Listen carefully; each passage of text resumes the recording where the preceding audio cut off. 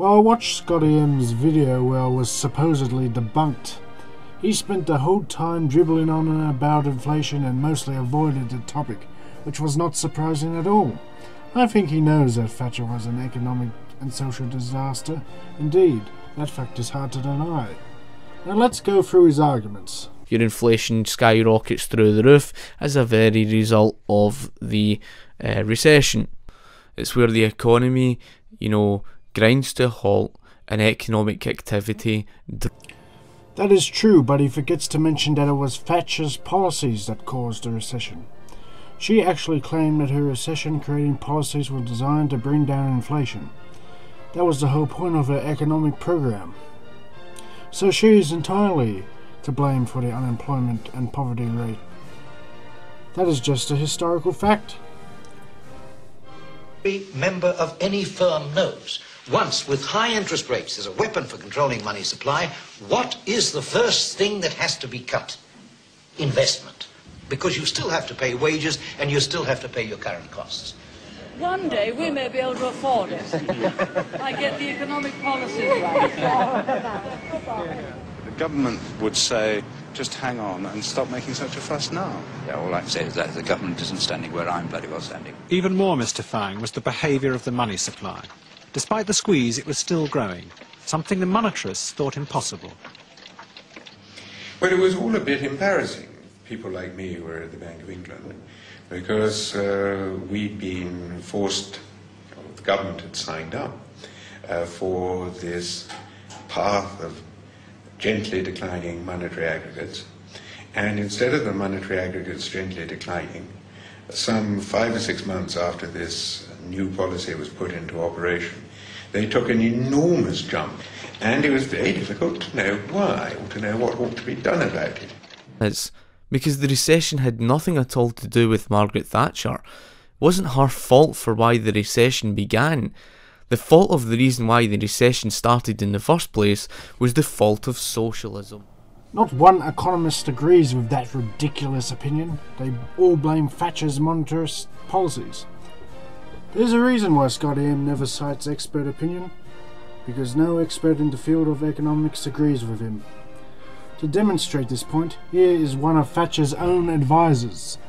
Question that what was happening did, in my view, a great deal of damage to the economy. The politicians of the day will never admit to that. They never admit to making mistakes at all. But it's quite clear that's what was happening. They were trying to do it right, but they got it wrong.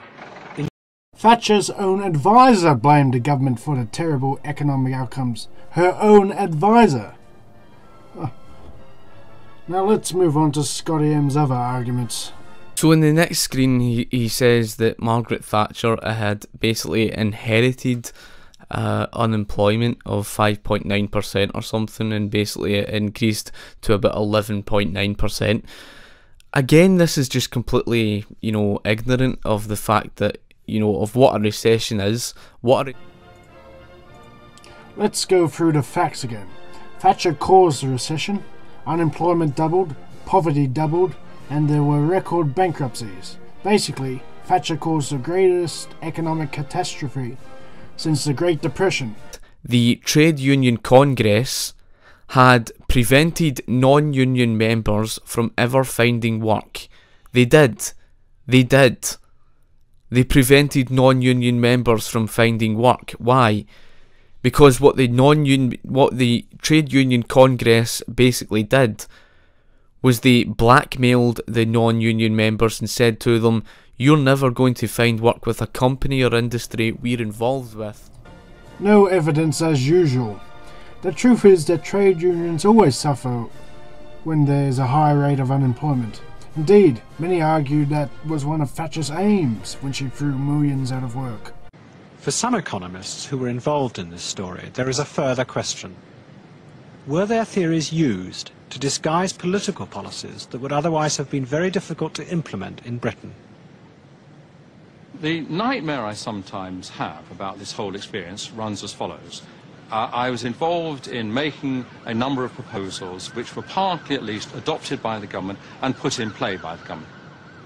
Now, my worry is as follows, that there may have been people making the actual policy decisions, or people behind them, who never believed for a moment that this was the correct way to bring down inflation. They did, however, see that it would be a very, very good way to raise unemployment. And raising unemployment was an extremely desirable way of reducing the strength of the working classes, if you like. That what was engineered there, in Marxist terms, was a crisis of capitalism which recreated the reserve army of labour and has allowed the capitalists to make high profits ever since. Now, again, I don't say I believe that story, but when I really worry about all this, I worry whether, indeed, that was really what was going on.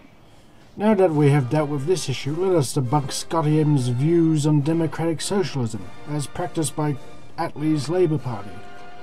Far more democratic than Thatcher's ideology, which has many fascist characteristics. Indeed, Thatcher's privatisation measures were inspired by the old fascist dictators who implemented the policy on a vast scale. The right loathed democracy. Just ask this Chilean politician. Let's get the story straight. Allende was elected by the people. And in democracies, the people choose their governments. And the responsibility of those who are a minority is to respect the decision of the majority.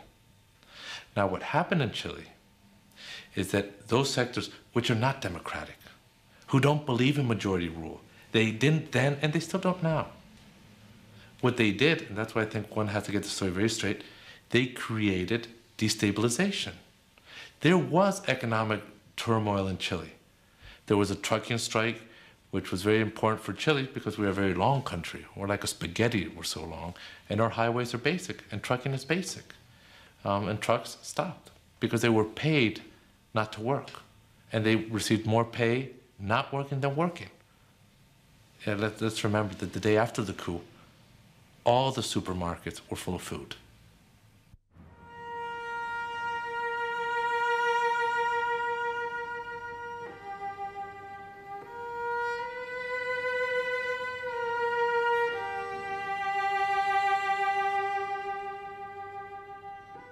After 150 years of democracy, the terror came to Chile. The persecution extended to anyone suspected of left-wing sympathies. Politicians, of course, but also union leaders, students, musicians.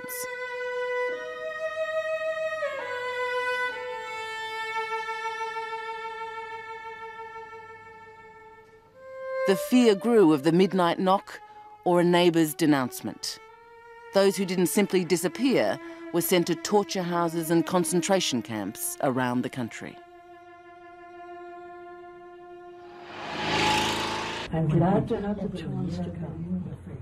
This is a small house, but it's full of love and gratitude to you.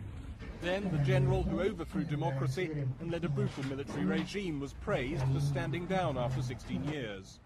I'm also very much aware that it's you who brought democracy to Chile. And Lady Thatcher sympathised with the general and his wife for their long house arrest. It's a long